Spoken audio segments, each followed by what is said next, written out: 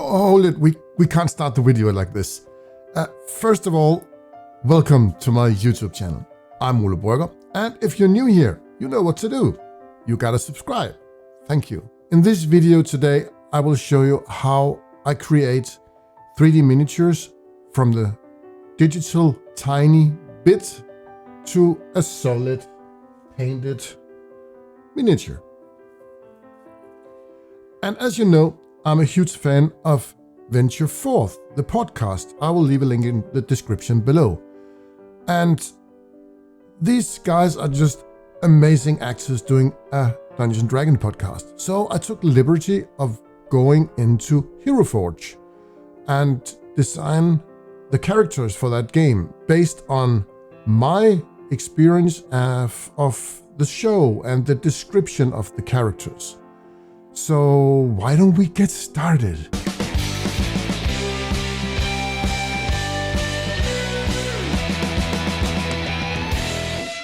When you're first entering Hero Forge, you are met by this default character. You will have to choose your race and gender. Here you can choose female, male, elf. We have the half-elf, and this is the face I used for the character Elegoo. We can do some adjustments to the face, change the ears, haircut, whatever you like, and beard. And then you have the body shape, depending on what you want. If it's a skeleton, now here you can't see it because he's wearing clothing, but we'll just go with the default. Then we have some clothing. We can put different gear on him, and there's a lot of details if you want to put a hood. And then we almost have a roguelike character.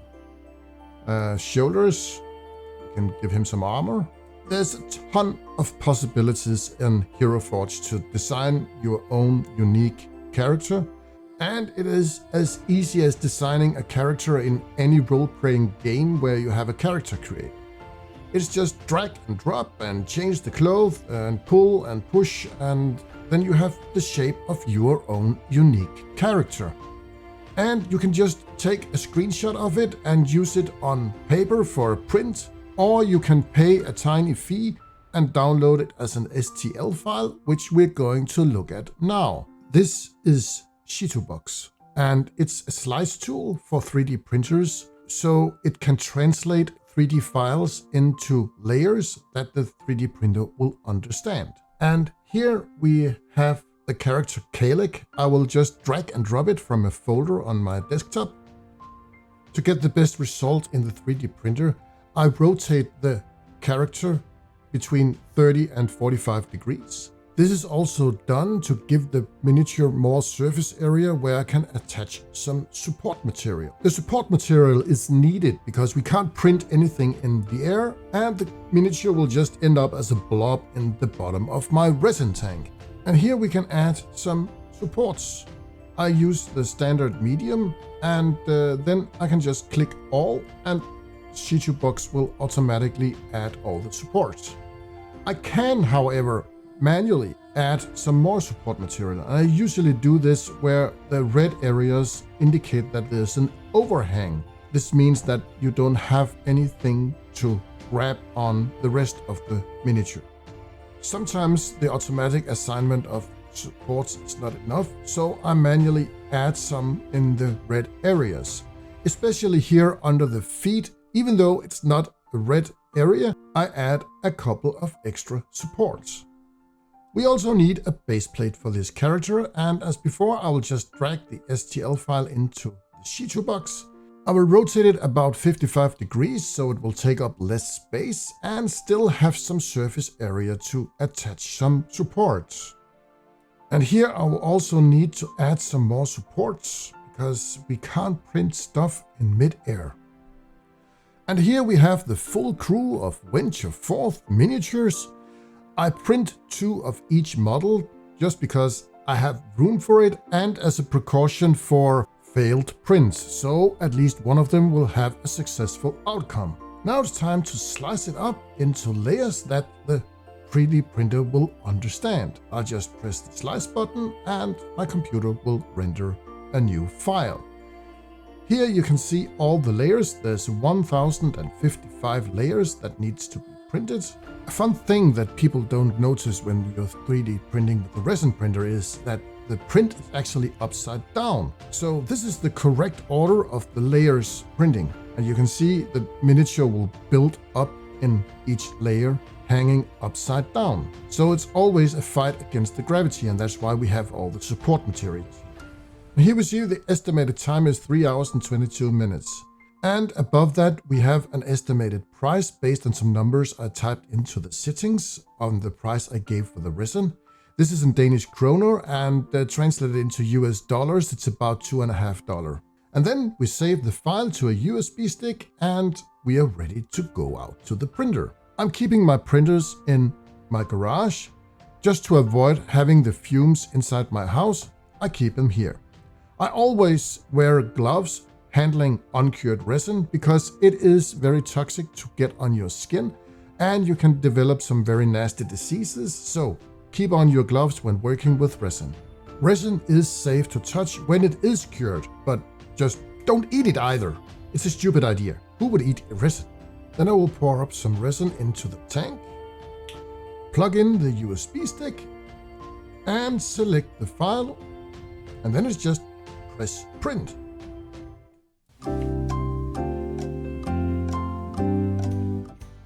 Now we can safely remove the USB stick and shut off the printer. There's still a ton of uncured resin on the models and inside the printer, so you are still required to use gloves. And here you can see the models are hanging upside down. Now it's time to give the models a bath. I have this wash station. It's filled up with 6 liters of isopropyl alcohol, and we are going to leave them in there for about 10 minutes. In the bottom of the canister there is a propeller, and it will create a very powerful vortex, which will clean off the leftover residue from the miniatures. Here I'll just shake off some of the isopropyl alcohol. Then I will use my air compressor to completely dry off all the miniatures. I use a spatula to pry them off the plates. Then I will clean my build plate with some isopropyl alcohol, and it is ready for the next print. In this stage it's time to remove the supports.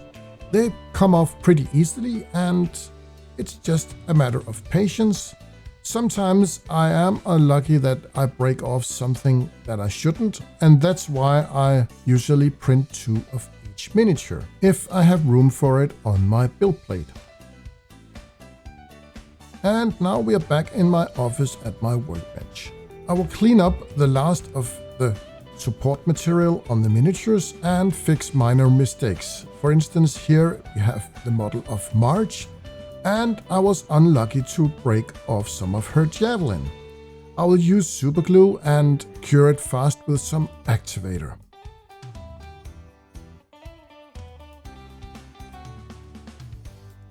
I use super glue under the miniature's feet and put some activator on the base. And there you go, we have an attachment. I have placed all the models in my curing station, and I will give them 5 minutes under UV light just to harden them up and make sure that the resin is totally cure. For the basing on these models I use some scenery sand from Army Painter Game Master Collection and some Army Painter PVA glue.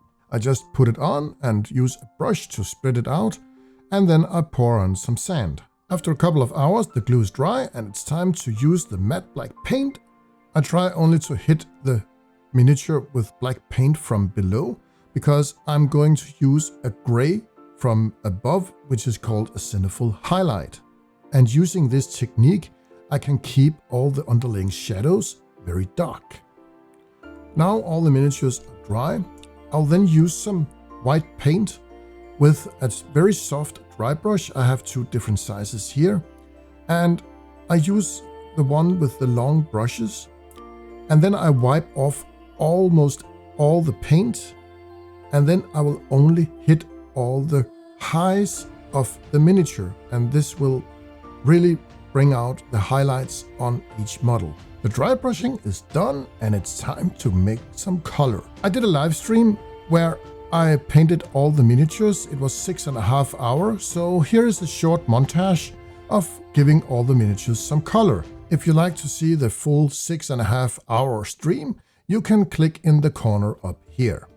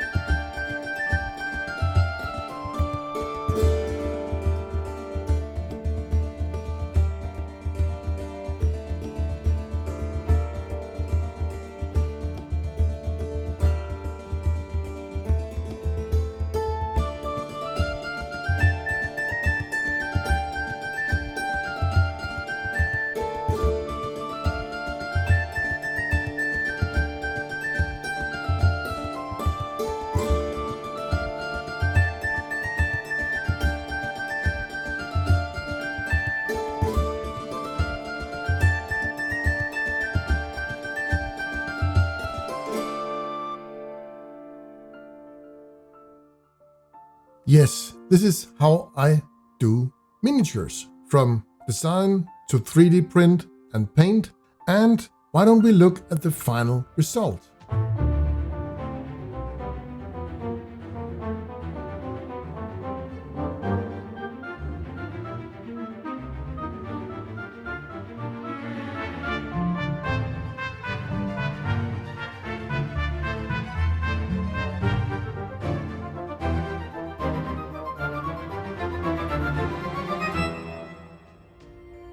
I also printed these. This is 75mm miniatures, and you can see the little one here. I'm going to paint these on live stream on Twitch over the next couple of weeks. If you already haven't followed me there, you can go do so, but all the live streams from that will also be available here on YouTube. For now, I'll say thank you for watching, and I hope I will see you soon. Goodbye for now.